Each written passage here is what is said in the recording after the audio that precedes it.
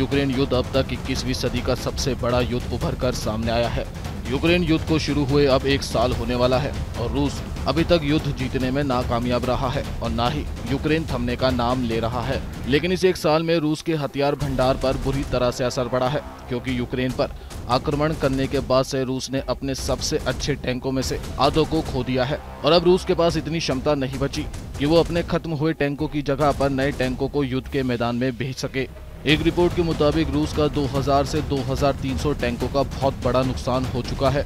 इसके कारण रूस को पुराने सोवियत काल के मॉडल पर भरोसा करने के लिए मजबूर होना पड़ रहा है। रूस नए टैंकों का उत्पादन तो करेगा, लेकिन अपने नुकसान की भरपाई नहीं कर पाएगा, क्योंकि रूस जितने टैंकों को खो चुका है उतना उत्पादन करना नामुमकिन है। लेकिन वहीं रूस की वायुसेना अभी भी काफी हद तक बरकरार है और रूस युद्ध के अगले चरण में इसे और अधिक सक्रिय रूप से तैनात भी करेगा।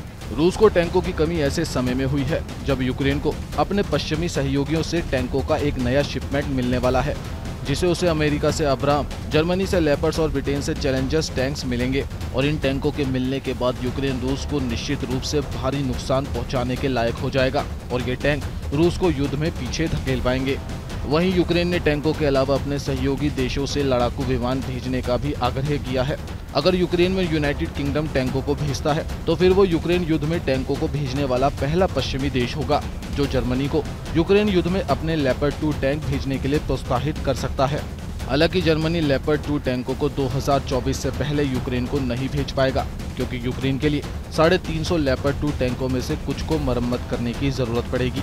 हालांकि रूस के लेटेस्ट T90M टैंकों का एक नया बैच यूक्रेन में लड़ाई के लिए भेजा गया है। एक रिपोर्ट के मुताबिक टैंक T90 का सबसे बड़ा एडवांस वेरिएंट है, जो सोवियत काल के T72 का नया रूप है। रिपोर्ट में कहा गया है कि फिलहाल इस टैंक के जरिए सैनिक युद्धाभ्यास और ट्रेनिंग का काम कर रहे हैं, जिसके बाद वह युद्ध संचालन में शामिल होंगे। लेकिन ऐसे में एक बात स्पष्ट है कि इस युद्ध का कोई अंत होता नहीं दिख रहा।